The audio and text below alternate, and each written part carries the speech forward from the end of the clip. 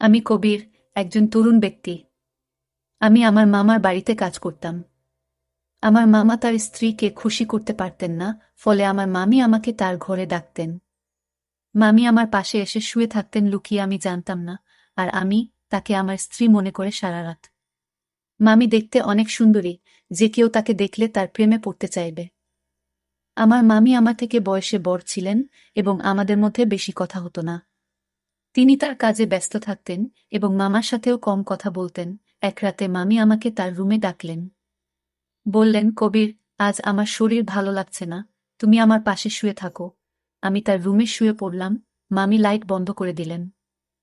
এরপর আমি তাকে আমার মতো করে পেয়েছিলাম। কখনো ভাবিনি আমি তাকে এত কাছে পাবো। আমার গল্পগুলো তোমরা শুনো, কিন্তু সাবস্ক্রাইব করো না।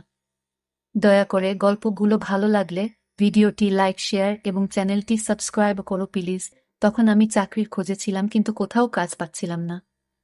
একদিন আমার বন্ধু সুরেশ বলল, আমার মামা শহরে থাকেন এবং আমি তোমাকে সেখানে চাকরি দিতে পারবো। আমি বেশি শিক্ষিত ছিলাম না, জানি ভালো চাকরি আমার দ্বারা হবে না। আমি চতুর্থ শ্রেণী পর্যন্ত পড়াশোনা করেছি, কিন্তু অল্প শিক্ষার কারণে ভালো চাকরি পাওয়া কঠিন ছিল। গ্রামের এখানে ওখানে ছোটখাটো কাজ করে কিছু টাকা উপার্জন করতাম, যা খুবই কষ্টকর ছিল। তখন মনে হলো শহরে গিয়ে কিছু কাজ খুঁজে দেখা উচিত। একদিন আমার বন্ধুর দেওয়া একটি ঠিকানায় গেলাম, যা তার মামার বাড়ির ছিল। সেই বাড়িতে গিয়ে দেখি আমার বস, যিনি আমার বন্ধুর মামা এবং আমি তাকেও মামা বলে ডাকতাম, মামা আমাকে একটি কাগজ দিলেন এবং বললেন, এই ঠিকানায় যাও। আমি যখন সেই ঠিকানায় গেলাম, দেখি সেটা এক ডাক্তারের ঠিকানা। মামা বললেন, তিনি আমার বন্ধু, তিনি তোমার কিছু পরীক্ষা করবেন। যদি পরীক্ষাগুলো ভালো হয় তাহলে তোমাকে চাকরি দেব। মামা কথা শুনে আমি কিছুটা ঘাবড়ে গেলাম, কিন্তু ভাবলাম চেষ্টা করে দেখি। ডাক্তারের কাছে গিয়ে তিনি আমার কিছু পরীক্ষা করলেন এবং কিছুক্ষণ পর রিপোর্ট দিলেন। আমি বাসায় ফিরে মামাকে রিপোর্ট দেখালাম। মামা হাসতে হাসতে বললেন, তুমি দেখতে বেশ সুন্দর, তোমার চেহারাও ঠিক আছে, তোমার কাজ নিশ্চিত হয়েছে। এত সহজে কাজ পেয়ে আমি অবাক হয়ে গেলাম এবং ভাবতে থাকলাম, কিভাবে এত সহজে এই সুযোগ পেলাম। প্রতিবেদনটি ইংরেজিতে লেখা ছিল এবং চতুর্থ শ্রেণী পাস একজন ব্যক্তির পক্ষে এটি বোঝা সহজ ছিল না। যখন বাড়িতে এসে আমার স্ত্রীকে দেখালাম, তিনি বললেন, তুমি অযথা চিন্তা করছো। এই ধনী লোকেরা আমাদের মতো গরিবদের পরীক্ষা করিয়ে নিশ্চিত হতে চায় যে আমরা কোনো বড় রোগে আক্রান্ত আছি কিনা। তারা মনে করে চাকরদের মাধ্যমে রোগ ছড়াতে পারে। তার কথা শুনে আমার মন অনেকটা হালকা হলো। আমি যে চাকরিটা চেয়েছিলাম সেটা পেয়ে গেছি। সকালে কাজে যাওয়া শুরু করলাম, কিন্তু আমার চোখ প্রায়ই মামির দিকে আটকে যেত। তিনি ছিলেন অত্যন্ত সুন্দরী এবং মার্জিত মহিলা। তাকে প্রথম দেখার পর থেকেই আমি ভাবতাম, আমার স্ত্রী যদি এত সুন্দর হতো। আমি আমার মামির একজন সাধারণ চাকর ছিলাম, তার অর্থের কোনো অভাব ছিল না। তিনি আমাকে প্রতিদিন বাজারে নিয়ে যেতেন, কারণ তার কোনো সন্তান ছিল না। আমার মামা ও মামির মধ্যে কোনো ঝগড়া ছিল না, তারা খুব ভালোবাসায় দিন কাটাতেন। আমি মামিকে মনে মনে ভালোবাসতে শুরু করলাম। তাকে নিয়ে ভাবতে লাগলাম। একদিন বাড়ির পুরনো চাকর এলো। সে আমাকে অভিনন্দন জানিয়ে বলল, তুমি পরীক্ষায় উত্তীর্ণ হয়েছ, কিন্তু মনে রেখো, এই বস, যাকে তুমি মামা বলে ডাকো, খুবই কঠোর। এই কথা শুনে আমি ঘাবড়ে গেলাম এবং ভাবতে লাগলাম, যদি আমাকে চাকরি থেকে বের করে দেয় তাহলে আমার কি হবে। সে চলে যাওয়ার পর আমি মামা মামিকে খুশি রাখার জন্য আরও মনোযোগী হলাম, কারণ এখন আমার চাকরিটা চলে গেলে এখন আর কোনোভাবেই চাকরি পাবো না। তাই আমি এই চাকরিটা মন থেকে করতে লাগলাম। মামা বেশিরভাগ সময় বাড়ির বাইরে থাকত। আমার মামি একদিন আমাকে তার রুমে ডেকে বললেন, তুমি খুবই অল্প বয়সী, পরিষ্কার পরিচ্ছন্নতার খেয়াল রাখো। আমি এমন একজন চাকর পছন্দ করি যে তার মনিবের মতো পোশাক পরে। এই বলে মামি আমার হাতে কিছু টাকা দিলেন এবং বললেন, এই টাকা থেকে বেতন ছাড়া নিজের জন্য খরচ করো। আমি খুশি হয়ে গেলাম এবং এই বিষয়টি আমার স্ত্রীকে বললাম না, কারণ আমিও আমার মামিকে খুব পছন্দ করতাম। আমি স্বপ্ন দেখতে শুরু করলাম যে মামির অভিব্যক্তি দেখে মনে হতো তিনি খুশি নন। তার কোনো সন্তান ছিল না, তাই মনে হতো মামা তাকে খুশি করতে পারছেন না। আমি মামিকে খুশি করতে চেয়েছিলাম। মামির দেওয়া টাকা নিয়ে পরের দিনই একটা মার্কেটে গিয়ে কিছু নতুন জামাকাপড় কিনলাম। আমাকে দেখে মামি বললেন, আজ তোকে খুব সুন্দর লাগছে, সবসময় এমনই থেকো। আমি লজ্জা পেয়ে চোখ নামিয়ে নিলাম। আসলে আমার বিয়ে হয়েছে মাত্র 3 বছর। কিন্তু আমার স্ত্রী মামির মতো সুন্দরী ছিলেন না। বিয়ের 2 বছর পরই আমাদের সন্তান নিউমোনিয়া হয় এবং সে পৃথিবী থেকে চলে যান। এরপর আমার স্ত্রী সারাক্ষণ দুঃখে কান্নাকাটি করত, কিন্তু আমি একজন পুরুষ এবং আমারও কিছু প্রয়োজন ছিল। আমি চাইতাম আমাদের আরেকটা সন্তান হোক, কিন্তু আমার স্ত্রী সন্তানের নাম শুনলেই বিরক্ত হয়ে যেতেন। তিনি সবসময় আমার থেকে দূরে থাকতেন। আমার মামিকে দেখে আমার মনোভাব বদলাতে শুরু করেছিল। মামা মামির বিয়ে হয়েছে 10 বছর হয়ে গেছে, কিন্তু তাদের কোনো সন্তান নেই। মামা সবসময় তার ব্যবসায় ব্যস্ত থাকতেন, আর মামি ফ্যাশন ও পার্টিতে মগ্ন থাকতেন। আমার মামিকে দেখে মনে হতো তিনি আমাকে পছন্দ করতে শুরু করেছেন। আমি প্রায় সিনেমা এবং নাটকে প্রেমের কাহিনী দেখতাম এবং কল্পনা করতাম। মামি আমার কাছে এসে বলবেন, আমি তোমার প্রেমে পড়েছি। এক রাতে যখন আমি ঘুমাচ্ছিলাম, মনে হলো আমার পাশে কেউ আছে। মামি ছিলেন খুবই সুন্দরী এবং তার দেহ আকর্ষণীয় ছিল। আমার স্ত্রী আমাদের সন্তান হারানোর দুঃখে নিজের শরীরকে অবহেলা করেছিলেন। কোনো যত্ন নিত না, তাই সে শুকিয়ে কাঠ হয়ে গেছে। আমার মতো একজন গরিব মানুষ যখন ভাবতাম আমি কি করে চাকরের মতো জীবন কাটাবো, তখন মামিকে আমার স্ত্রী ভেবে সারা রাত উপভোগ করতাম। মামি আমার দিকে তাকিয়ে মৃদু হাসতেন। আমি আমার মামির সান্নিধ্য উপভোগ করতে শুরু করলাম। কাজ করার সময় মামি আমাকে ডেকেই যে কোনো কাজ দিতেন, আর আমি তা সঠিকভাবে করে দিতাম যেন কোনো অভিযোগের সুযোগ না থাকে। মামি সবসময় আমার প্রশংসা করতেন, আর আমি সততার সাথে আমার কাজ চালিয়ে যাচ্ছিলাম। একদিন মামির শরীর খারাপ হলে আমি তাকে হাসপাতালে নিয়ে যাই এবং মামাকে ফোন করে জানাই। এরপর মামা হাসিমুখে আমাদের সবার জন্য মিষ্টি আনলেন। এরা দেখে আমি খুব খুশি হয়েছিলাম, কিন্তু সেই দিন থেকে মামির আচরণ বদলে গেল। তিনি আমার দিকে অদ্ভুতভাবে তাকাতে লাগলেন এবং বাইরে যাওয়া কমিয়ে দিলেন। ফলে এখন শুধুমাত্র মামির সঙ্গেই আমার দেখা হয় কম। কিছুদিন ধরে আমার মন মেজাজ খারাপ ছিল, কারণ আমি মামির সান্নিধ্যে অভ্যস্ত হয়ে পড়েছিলাম।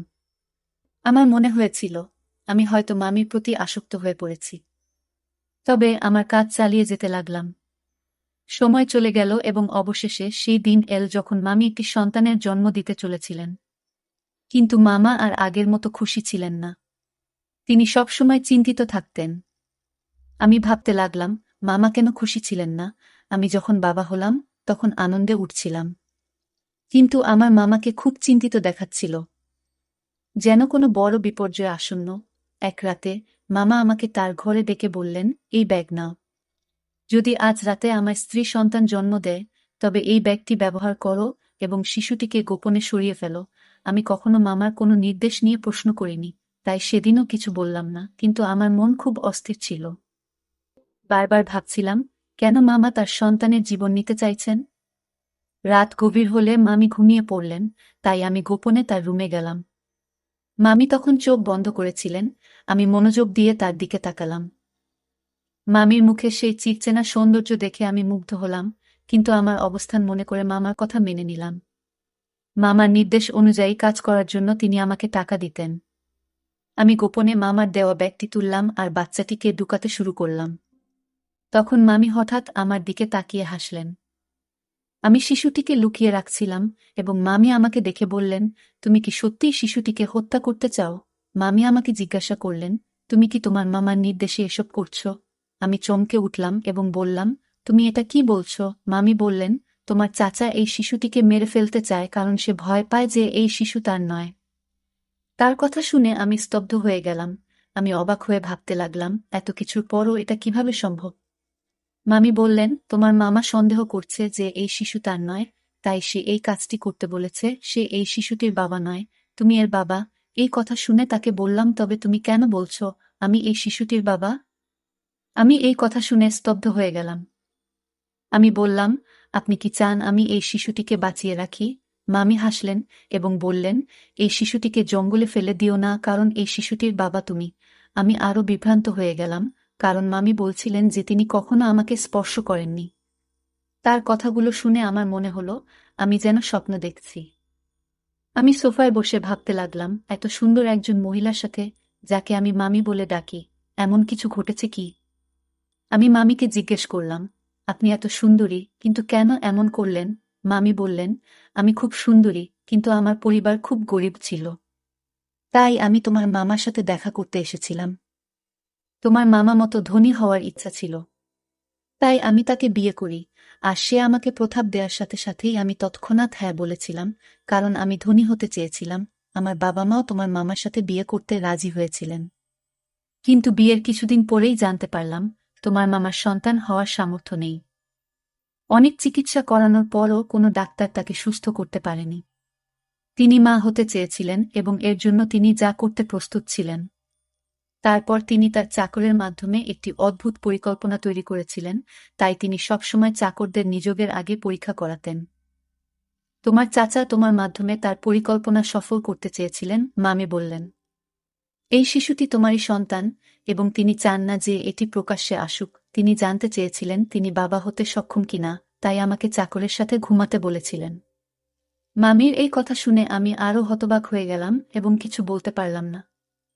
তিনি বলতে লাগলেন, তোমার মামা আমার জন্য অনেক চাকর নিযোগ করেছিলেন, কিন্তু আমি যাকে ভালোবাসার যোগ্য মনে করতাম তাকেই গ্রহণ করতাম। আমরা অনেক চাকর বদল করেছি, কিন্তু তোমাকেই প্রথম উপযুক্ত মনে হয়েছিল। প্রথম দেখাতেই তোমার প্রতি আমার আকর্ষণ জন্মায়। আমি অবাক হয়ে বললাম, তুমি কখন আমার কাছে এসেছিলে? মামি হাসলেন এবং বললেন, তোমার মামা এমন পরিকল্পনা করেছেন যে তুমি বুঝতেও পারোনি। তুমি মনে করতে তুমি তোমার স্ত্রীর সাথে আছো, কিন্তু আসলে আমি ছিলাম। তোমার মামা রাতের আধারে আমাকে তোমার রুমে পাঠাতেন এবং তোমার স্ত্রীকে অন্য ঘরে অজ্ঞান করে রেখে দিতেন। তিনি নিজেই পাহারা দিতেন যাতে কেউ সন্দেহ না করে। মামি বললেন, আমি প্রথমে বাধ্য হয়ে এসেছিলাম, কিন্তু পরে তোমার প্রতি আকৃষ্ট হতে শুরু করলাম। তোমার কাছ থেকে যে সুখ পাচ্ছিলাম তা তোমার মামা কখনোই দিতে পারতেন না। সেই কারণেই আমি নিজেও তোমার প্রতি দুর্বল হয়ে পড়েছিলাম। তোমার মামা যখন এই পরিকল্পনা চালিয়ে যেতে লাগলেন, আমি নিজেও উপভোগ করতে শুরু করলাম। তিনি আমাকে তোমার কাছে বারবার পাঠাতে থাকলেন। তিনি আরও বললেন, আমি গর্ভবতী হলাম এবং তোমার মামা আমাকে ভোরের অন্ধকারে ঘরে ফিরিয়ে আনতেন যাতে কেউ কিছু বুঝতে না পারে। এভাবে তোমার মামা তার সন্তান হওয়ার আশা পূর্ণ করতে চেয়েছিলেন এবং আমি নিজেও অজান্তে সেই পরিকল্পনার অংশ হয়ে পড়েছিলাম। কিছুদিন পর সে তার পরিকল্পনায় সফল হয়েছিল। ডাক্তার আমাকে জানিয়েছিলেন যে আমি মা হতে চলেছি, যা তাকে অত্যন্ত খুশি করেছিল। আমি বিস্মিত হলাম যখন শুনলাম সে ডাক্তারের কাছে মিথ্যা বলেছে। কেউ কিভাবে তার বউকে এমনভাবে ব্যবহার করতে পারে? তারা দুজনেই আমাকে টাকা দিয়ে তাদের খেলনা বানিয়ে ফেলেছিল, যা আমার মোটেই ভালো লাগেনি। তখন আমার মামি তার কথাবার্তায় ব্যস্ত ছিলেন। আমি তখন বুঝতে পারিনি যে আমি কি ভাবছিলাম, তবে মামি আমাকে বলেছিলেন, তোমার মামার পরিকল্পনা ব্যর্থ হয়েছে যখন তার একটি ছেলে হয়েছিল, কিন্তু তিনি একজন উত্তরাধিকারী চেয়েছিলেন। সে তার বন্ধুকে নিয়ে অন্য দেশে পালিয়ে যায় আর আমাকে বলে, এখন আমার কোনো সম্পত্তি নেই, আমার সব ব্যবসা শেষ। সেই শিশুটিকে আর সে চায় না। আমি বলেছিলাম, আমি তোমার বউ দাসী নই, যাতে তোমার ইচ্ছে মতো চলি। আগে তুমি আমাকে একটা চাকরের সাথে ঘুমাতে বাধ্য করেছিলে যাতে সবাই জানতে না পারে তুমি বাবা হতে পারো না। আর এখন বলছো এই সন্তানের দরকার নেই। মনে রেখো, আমি তোমাকে তালাক দেব, কিন্তু শিশুটিকে মারতে দেব না। আমি বিশ্বাস করেছিলাম যে শিশুটিকে সে আর খারাপ বলবে না, সে তার সন্তানকে পুরোটা দেখাবে। কিন্তু আজ যখন সে বলল এই শিশুটিকে হত্যা করার পরিকল্পনা করেছে, তখন নিশ্চিত হলাম যে তার বুকের হৃদয় নেই, পাথরের মতো কঠিন। মামির এই কথা শুনে আমি তাকে গিয়ে বললাম, আমি এসব জানতাম না। যদি এটা অন্য কারোর বাচ্চা হতো, আমি জঙ্গলে ফেলে দিতাম না। আমি বললাম, এখন এসবের পরোয়া করি না। তুমি তার মা, তুমি নিজেই তার যত্ন নেবে। এ কথা বলে আমি চলে যেতে লাগলাম, তখন মামি আমাকে থামিয়ে বললেন, এটাও তোমার সন্তান, তুমি তার পিতা, তাই এর সুরক্ষার দায়িত্ব তোমারও সমান। আমি হাসি দিয়ে বললাম, এই সন্তান আমার, তাই তুমিও আমার স্ত্রী হয়েছ। এই কথা শুনে মামি মুচকি হেসে বললেন, ধন সম্পদের লোভে আমাকে অন্ধ করে দিয়েছে, তাই এমন একজন খারাপ লোককে বিয়ে করেছি যে তার সম্মান বাঁচানোর জন্য তার স্ত্রীকে চাকরের কাছে পাঠিয়েছে। আর যখন আমি তার সম্মান রক্ষা করেছি, সে আমার সন্তানের প্রাণ নিতে চেয়েছিল এবং বলেছিল যে এই শিশুটি হতভাগ্য। যখন ব্যবসা ব্যর্থ হয় এবং সমস্ত টাকা হারিয়ে যায়, তখন সে আমাদের সন্তানের প্রতি অখুশি হতে শুরু করে এবং শিশুটিকে জঙ্গলে ফেলে দেওয়ার সিদ্ধান্ত নেয়। এইসব জানার পরেও আমি এমন লোকের সাথে থাকতে চাই না। আমি মামুর দিকে তাকিয়ে জিজ্ঞেস করলাম, এই সন্তানের জন্য আপনি কি একজন নিজ চাকরের সাথে থাকবেন? মামি বললেন, আপনি গরিব হতে পারেন কিন্তু আপনার মন অনেক বড়। তাই আমি আপনাকে বিয়ে করতে চাই, যাতে আমাদের সন্তান বেঁচে থাকে এবং ভালো জীবন পেতে পারে। মামি আমাকে জানালেন তিনি তার মামার থেকে ডিভোর্স পেয়েছেন এবং আমরা একই বাড়িতে সুখে থাকতে শুরু করি। মামি সেই বাড়িটি আগেই তার নামে পেয়েছিলেন। কিছুদিন পর, যখন আমার স্ত্রী বিষয়টি জানতে পারেন, তিনি আমাকে ছেড়ে চিরকালের জন্য তার বাবা মায়ের বাড়িতে চলে যেতে চান এবং তালাকের প্রক্রিয়া শুরু করেন। কিন্তু মামি যখন পুরো ঘটনা আমার স্ত্রীকে জানালেন, আমি তাকে অনেক বুঝিয়ে শান্ত করি। অবশেষে আমি আমার দুই স্ত্রীর সাথেই সুখে সংসার করতে শুরু করি এবং আমরা সবাই মিলে সুখে থাকি। আজ আমি খুব খুশি, কারণ আমি জানতাম না যে আমার জীবন এত সুন্দর হবে। গল্পটা কেমন লাগলো জানাতে ভুলবে না। আরও মজার মজার রোমান্টিক গল্প শুনতে চাইলে ভিডিওটি লাইক, শেয়ার এবং চ্যানেলটি সাবস্ক্রাইব করতে এবং বেল আইকনটি ক্লিক করতে ভুলবে না। ধন্যবাদ।